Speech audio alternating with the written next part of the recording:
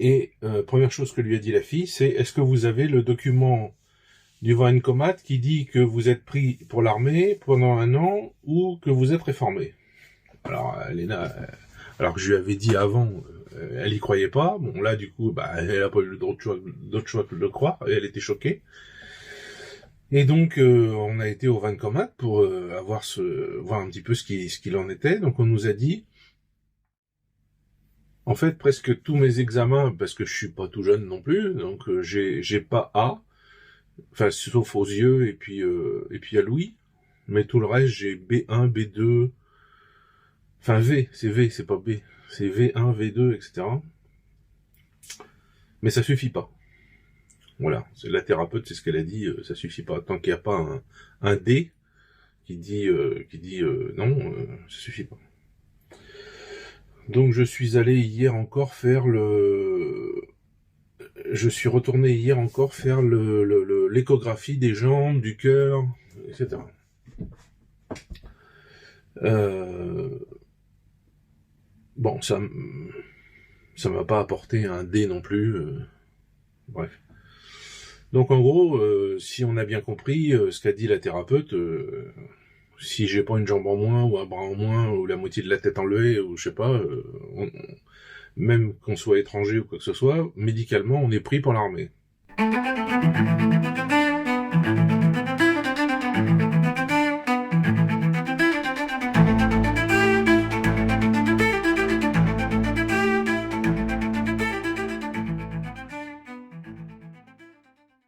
Bonjour, alors nous sommes le mardi 9 décembre et je suis tombé sur cette vidéo de Nicolas. Vous savez, Nicolas, le village russe.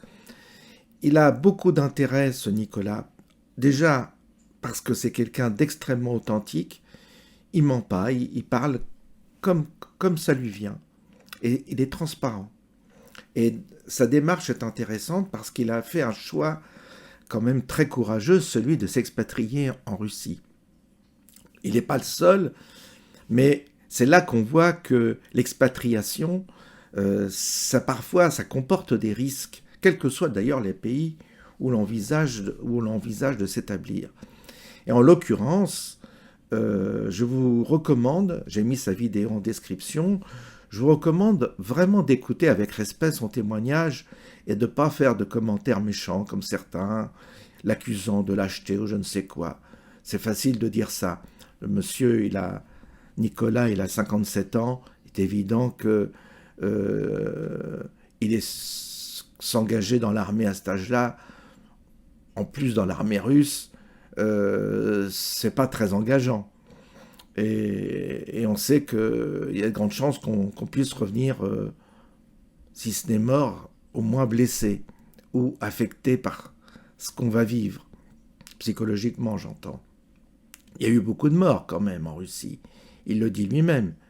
On a exagéré le nombre de morts de soldats russes décédés et blessés, mais il y en a quand même, comme il le dit, près de 150 000. C'est des chiffres qu'il annonce. Donc c'est quand même pas rien. Alors, beaucoup de gens de la France, parfois, dressent un portrait idyllique d'une vie en Russie, et c'est toujours bon de se rappeler à la réalité. La réalité, c'est qu'ils sont là-bas en train de faire du recrutement, comme en Ukraine, hein, ils recrutent, et ils recrutent des hommes. Et on peut recruter jusqu'à n'importe quel âge, visiblement. 57 ans, c'est quand même un âge. On pourrait dire, il y a des jeunes et tout ça. Non, on recrute. On prépare en tous les cas un recrutement pour l'armée russe et il est dans le paquet. S'il veut avoir son visa longue durée. Je ne vais pas rentrer dans le détail du visa, mais il y a des conditions. En l'écoutant, vous comprendrez toute la mécanique et toute la subtilité qu'il va falloir dont il fasse preuve pour échapper à cette éventualité de faire d'aller à la guerre, quoi, de faire 1 an d'armée. évidemment, ça change tout. Et évidemment, tout de suite, vous avez énormément de gens qui annulent leur projet d'aller s'installer en Russie parce que leurs enfants risquent d'être également embarqués pour aller se battre pour la Russie et éventuellement perdre leur vie ou revenir blessés. On rigole plus là, c'est du sérieux, c'est du réel. Ça explique parfois des situations qu'on juge toujours après coup, de gens qui se sont retrouvés dans des situations du même ordre. Je pense à l'Allemagne, au conflit avec l'Allemagne, des Français qui étaient partis en Allemagne, etc. Ils se retrouvent dans le camp ennemi. Vous voyez, là, c'est la même chose. Alors que sa démarche, il a rendu de loyaux services à la France en exerçant comme policier, j'imagine.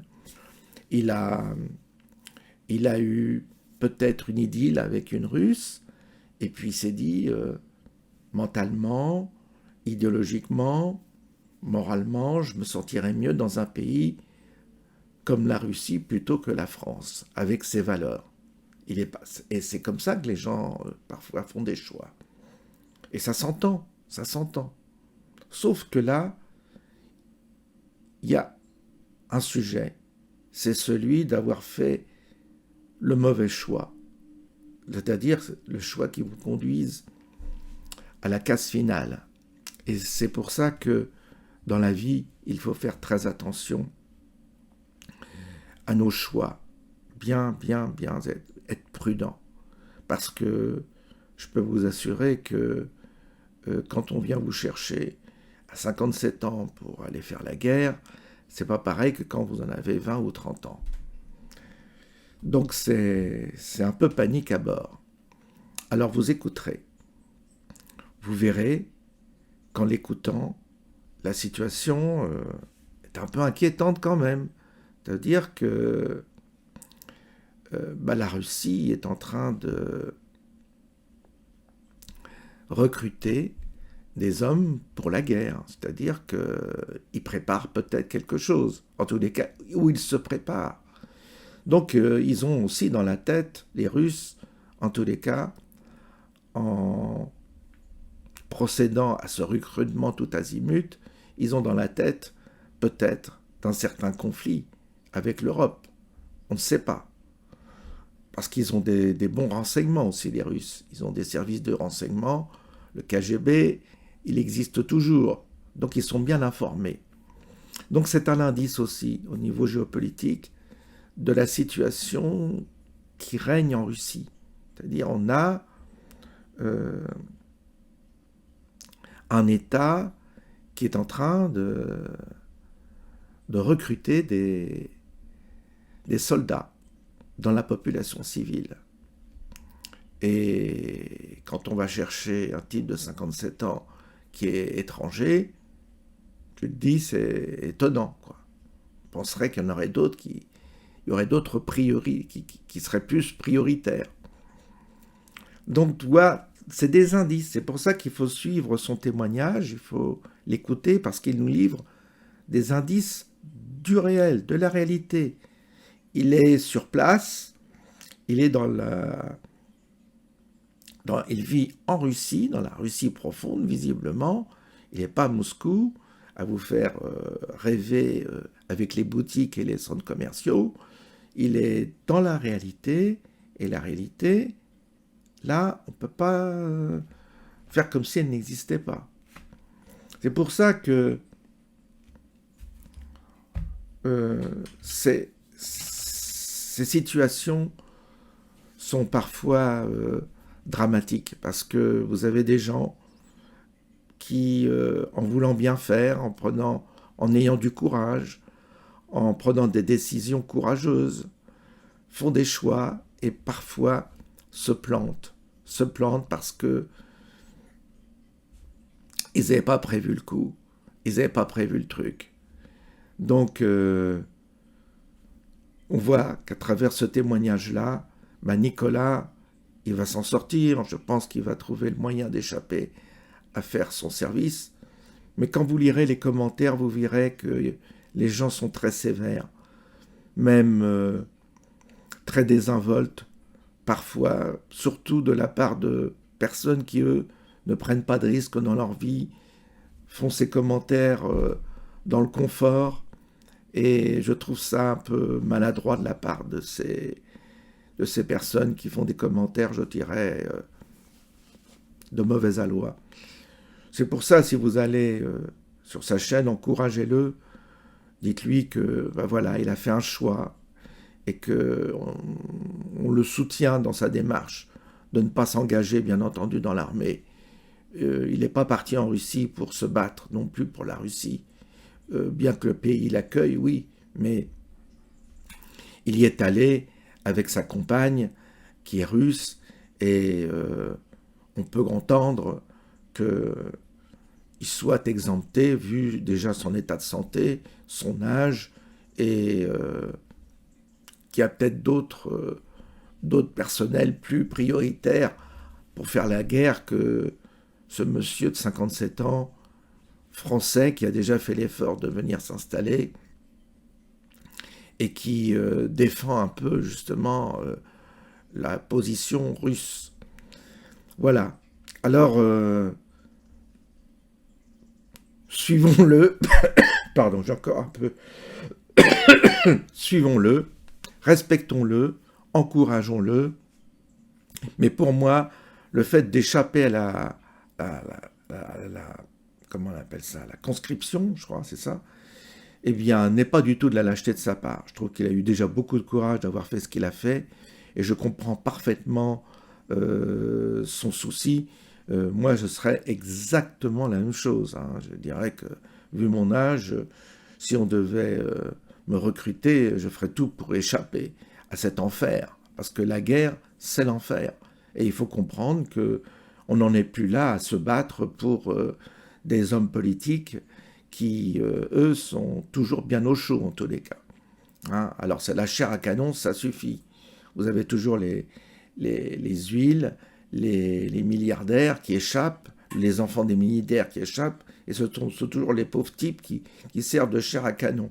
Quels que soient les camps, que ce soit l'Ukraine, la Russie, les Américains, que ce soit n'importe quel camp, il faut éviter d'aller se faire bousiller pour des conneries.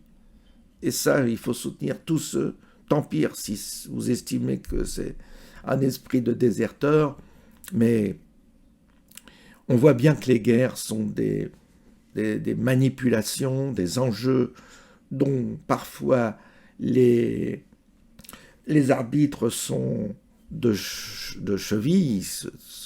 C'est des calculs qui sont parfois cyniques et dans lesquels rentre un sacrifice de tant d'hommes. Voilà. Moi, à mon avis, on peut toujours éviter les guerres. On doit faire tout pour éviter les guerres parce que ceux qui meurent à la guerre, en général, sont de pauvres types qu'on a abusés, même idéologiquement, même mentalement. Et donc, non à la guerre, non au sacrifice, je regrette. Je ne suis pas pour. Donc soutenons Nicolas dans sa démarche d'éviter le pire, parce que un an de guerre, pour un homme de 57 ans dans son état, eh bien, ça sera terrible, évidemment. Bonne journée à tous et à bientôt.